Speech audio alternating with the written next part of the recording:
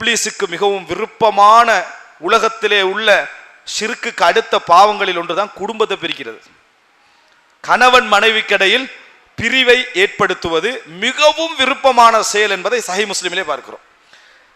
சஹீஹ் முஸ்லிமிலே நாங்கள் பார்க்கிறோம், கணவன் மனைவி பிரித்து விடுவது அவ்வளவு விருப்பமான ஒரு செயல். அப்படிப்பட்டவனை ஷைத்தான் கௌரவப்படுத்துகிறான்.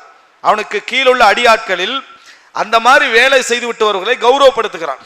அல்லாஹ்வுடைய பரக்கத்தும் அல்லாஹ்வுடைய உதவியும் ஒரு திருமணத்தில் ஒரு கணவன் மனைவிக்கு இடையில வராம இருக்கணும் என்று சொன்னால் ஷைத்தானை கூட்டாளி ஆக்கிடணும்.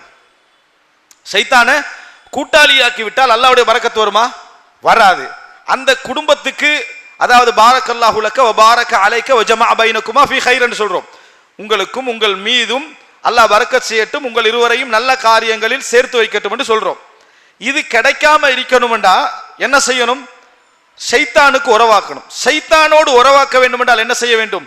அந்த திருமணத்தில் மேக்சிமமான வீண் விரயத்தை தூண்ட வேண்டும். தூண்டினால் வலா துபத்திர் தப்தீரா இன்னல் முபத்திரீன கானு இஹ்வான ஷயாத்தீன். வீண் விரயம் செய்ய வேண்டாம். வீண் விரயம் செய்கின்றவர்கள் ஷைத்தானது சகோதரர்கள். ஷைத்தானது சகோதரர்கள் அல்லாஹ் தஆலா குர்ஆன்ல சொல்றான். இப்ப ஷைத்தான்ட சகோதரராகிற வேலை எங்க நடக்குது? திருமணத்துல நடந்து விட்டால், தம்பதிகளுக்கு இடையில் நடந்து விட்டால் மிகப்பெரிய உதவி நம்ம யாருக்கு செய்றோம்? இப்லீஸுக்கு செய்து விடுகிறோம். என்னதான் நம்ம பாரக்கல்லாஹு லக்கன்னு சொல்லிவிட்டாலும் அந்த திருமணத்தில் ஷைத்தானது உறவுக்காரர்களாகவும் சகோதரர்களாகவும் நாங்கள் மாறிவிடுகிற நேரத்தில் ஷைத்தானுக்கு மிச்சம் லேசா போயிடும் அவர்கள் இருவரையும் பிரிப்பது. எத்தனையோ கோடான கோடி செலவழித்து நடந்த திருமணங்கள் ஒரு வருஷத்துல ரிசல்ட் கேள்விப்படுது.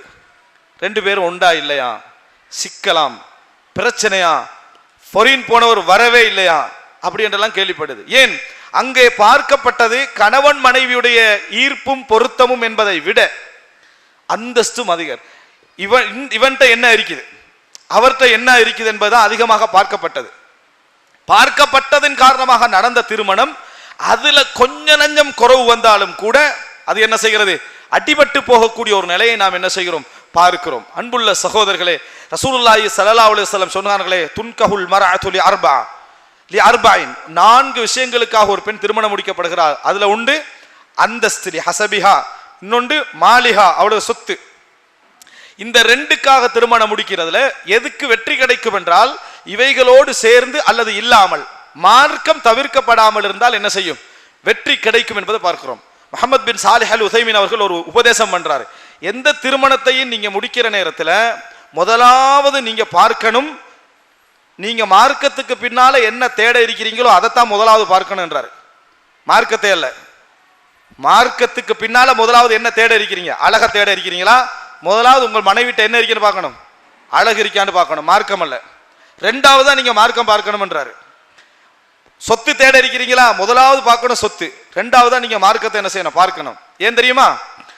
ஒரு பெண்ணிட்ட மார்க்கம் இருக்கான்னு பார்க்கிறது, பார்த்த பின்னால ஓகே, மார்க்க விஷயம் எல்லாம் ஓகே. அடுத்தது உங்களுக்கு என்ன தேவை? அழகு. அழகு இருக்கான்னு பார்க்கிறது, அழகு இல்ல, மார்க்கம் வேணாம். என்ன முடிவுக்கு வருவோம்? மார்க்கம் வேண்டாம். ஏன்? அழகில்லாத மார்க்கம் நமக்கு என்ன தேவையில்லை.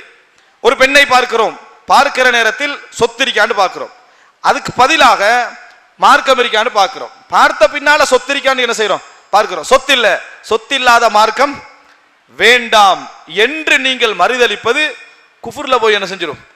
விட்டுவிடும். எங்க போய் விட்டுரும்? குஃபுர்ல போய் விட்டுரும். ஏன்? சொத்தில்லாத தீன் தேவையில்லை, அழகில்லாத தீன் தேவையில்லை என்பது. எனவே நீங்க உலக விஷயம் ஒன்றை பார்க்க இருக்கிறீங்கன்னா முதல்ல அதை பார்த்துருங்க.